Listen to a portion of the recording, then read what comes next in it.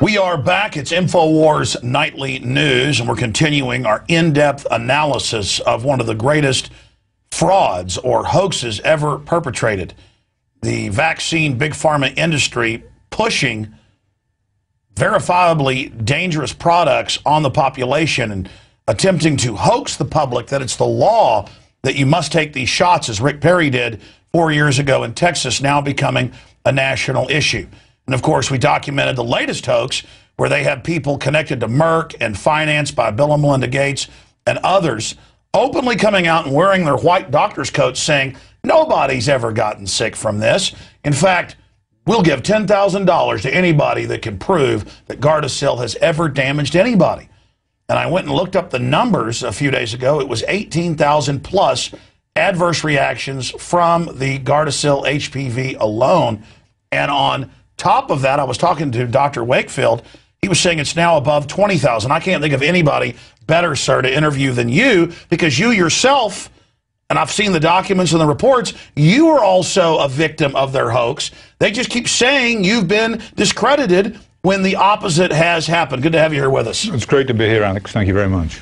Let's start before we get into their latest activities and the incredible developments in California that you've been fighting that's gotten almost no national attention. Let's start, though, with their hoax against you. Who you are, what you've gone through, the new studies that have come out, and the old studies that have been discovered, confirming your research. And I know you got some surprises in the future, but we won't get into that today. But basically, what you've gone through. Well, Alex, I'm an academic gastroenterologist. Parents came to me, said my child was fine, had a vaccine, in this case the MMR vaccine, and then they regressed into autism. We investigated the children's gastrointestinal symptoms that had been left in abeyance by the doctors, and lo and behold, the parents were right, the kids were sick. When we treated them, not only did the bowel disease get better, but the autism improved as well. So there's a link between the bowel and the brain, and there may well be a link between that and the vaccines. And raising that issue, merely asking for further research to be done, led the world to come down on my shoulders and the shoulders of any doctor who dared to question the safety of this vaccine. Well, that was 15, 16 years ago.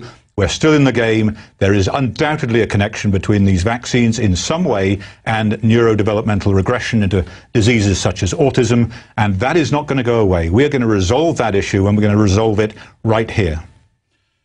Well, even the big federal vaccine damage fund has paid out. Just lately, I saw 80-plus families of autistic children. The federal government, on one side, admits there's this connection, and then on the other side, they come out and run this hoax, just using a reporter to say you've been discredited. And it seems to be their stock in trade to just make outrageous claims like the new one. Can you speak to this new claim that they're saying? Because now Gardasil's become a national issue in the campaign with all the Republican candidates attacking Rick Perry. And the claim by Merck operatives that no one's ever been hurt by this?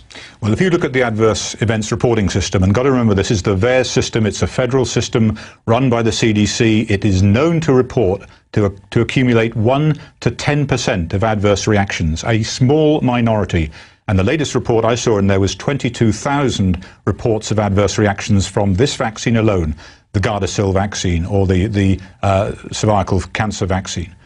And that is alarming. That's nearly 1/4 of the total reports of adverse reactions in that system. So there is a real problem with this vaccine. Whoa, whoa, whoa, whoa. Hundreds of different vaccines out there, hundreds and hundreds of variants of each vaccine, different companies out there. I don't have the numbers, but I know there's thousands of different variants out there. And you're saying it's nearly 1/4 of all adverse reactions are directly being attributed to Gardasil? The latest number was 24% of the total number are attributed to the cervical vaccine. That is one of the two that are available on the market. Well, earlier we played some of these clips and covered it in this ridiculous $10,000 challenge. And I've even had callers on the radio say, well, there's a challenge. They're saying no one's ever gotten sick. Why would they issue a $10,000 challenge? Well, they never have to defend that challenge. They've defined that challenge. I mean, is hoax a strong enough word to describe what they've done to you, saying that you were discredited with no evidence, but just distributing the information all over media? And is hoax a big enough word to describe their operatives' claims that no one has ever had an adverse reaction? Well, I think this is laughable. It's a disgrace. And here you have a professor of bioethics from the University of Pennsylvania indulging in some publicity stunt by offering a $10,000 award if this Congresswoman Backman can come forward with someone who has suffered mental retardation from this vaccine. What a disgrace that we should ever be in that situation. The job of scientists, physicians, is to answer the fundamental questions about whether these vaccines are safe or not, or whether they're needed in the first place. And to then indulge in some scam, some circus act of offering $10,000 in the face of many, many children who've been severely damaged by these vaccines, then that is utterly reprehensible. Now, Doctor, separately, I've seen the press reports out there dealing with other vaccines and autoimmune disorders. And I know on the H1N1 insert, it said it could cause autoimmune disorders, was linked to cancer, could cause Guillain-Barré, other problems with the brain, could cause narcolepsy. And I know talk show hosts personally who called and apologized and said, my God, I took that and couldn't feel my hands and feet for a month, went to the doctor, and they said, it's an adverse reaction, Guillain-Barré, you've had some type of brain nerve inflammation. So this is in the literature, and back when they were testing it in 2006, 2007, I was having medical doctors on. There was local newscasts reporting it around the country that people were having autoimmune disorders, convulsions, blood coming out of different orifices, dying. And I'm no rocket scientist, but the scientist I interviewed said it's causing an autoimmune problem. Well, now we learn.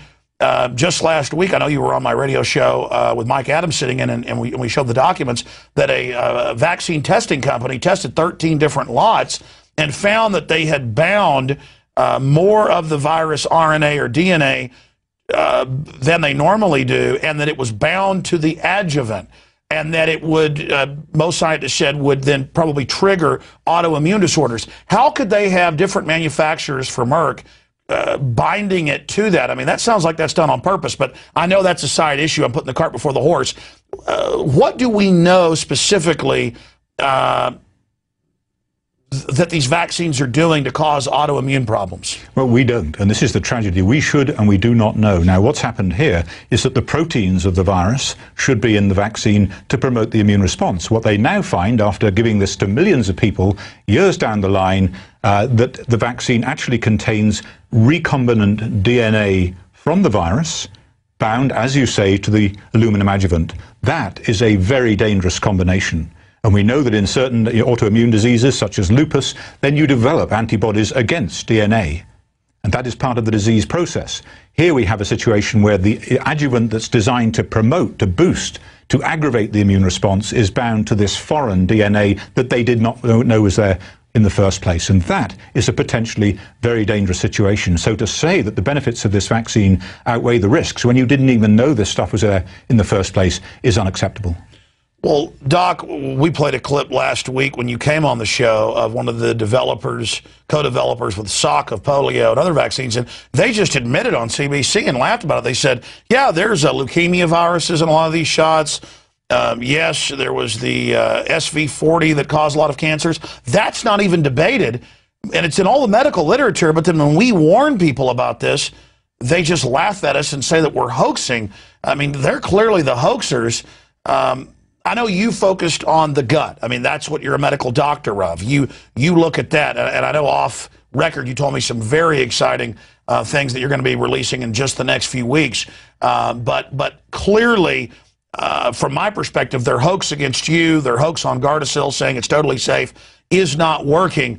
I just can't wait to see these people really be punished for what they've done instead of persecuting real medical doctors who are trying to actually keep their Hippocratic oath. Well, the sadness for me, Alex, is that so many children, and in this case with Gardasil, young women, have been damaged along the way in the absence of any real knowledge of what's going on. This vaccine, the Gardasil vaccine, the Cerevix vaccine, are a major problem for the federal agencies. One is they've now discovered it's contaminated. Two, the safety studies were never adequate in the first place. It was rushed to market.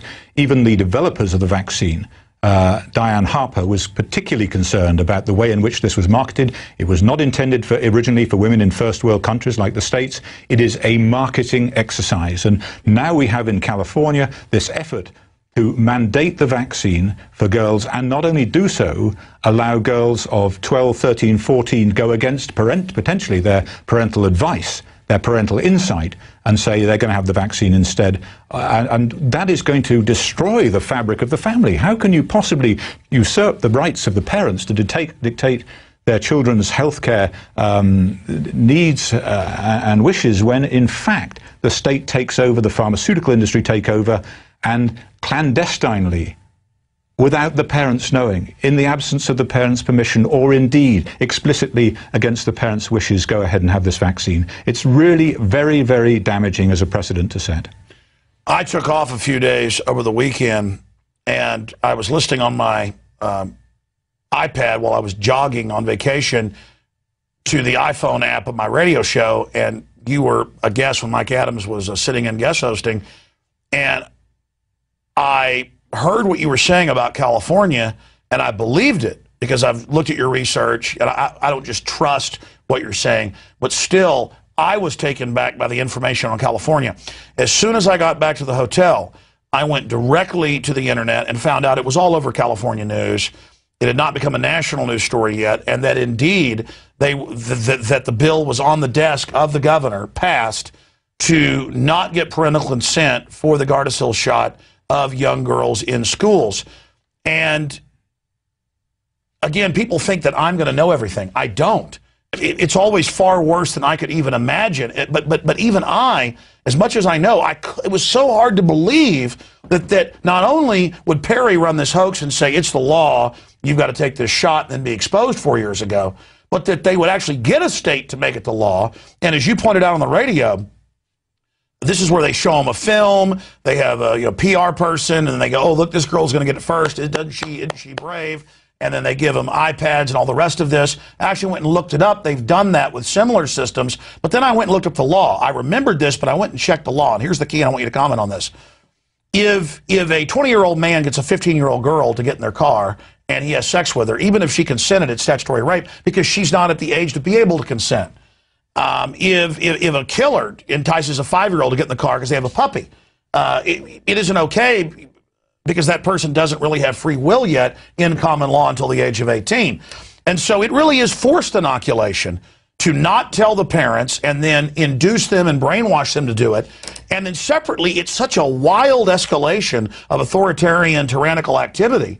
And I want you to speak to this, to in America, or any free country, say we're not going to tell parents we're going to shoot their kid up with something while it's a national controversy and has been linked to so many illnesses and even deaths. It's just off the charts for me that it's reached this level. And if they get away with this, they want to forcibly inoculate every girl in Mexico. Now they're saying little boys. I know of cases where CPS take people's children because they won't vaccinate, when there's not even a law. I mean, we are seeing a medical tyranny in this country, and I know that's how the tyranny started in Germany, was first through the medical system. Can you speak to my little rant here? Certainly, Alex. Fundamental to the fabric of society, American society, society anywhere, is the family structure. Our parents raising their children adequately, sensibly, based upon their own experience, and protecting them for things that they, as adults, feel may be dangerous, harmful to their children. What we have here is a situation where, in direct violation of that, in direct violation of what the government would otherwise seek to endorse, is that the family structure, the family fabric of America is sustained, is preserved, is protected. We are seeing a violation of that where the pharmaceutical industry and the state are saying, no, don't trust your parents. Trust us. We know better.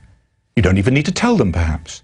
And we'll coerce you. Children are the most vulnerable to this kind of coercion, this kind of propaganda. So if you show them a movie, first period in school, where they see a woman dying of severe cervical cancer, they're going to be terrified, justifiably terrified.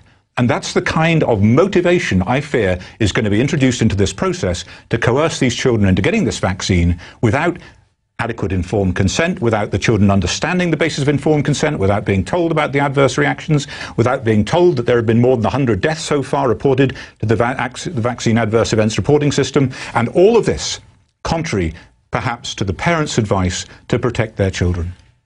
What about the precedent in this area?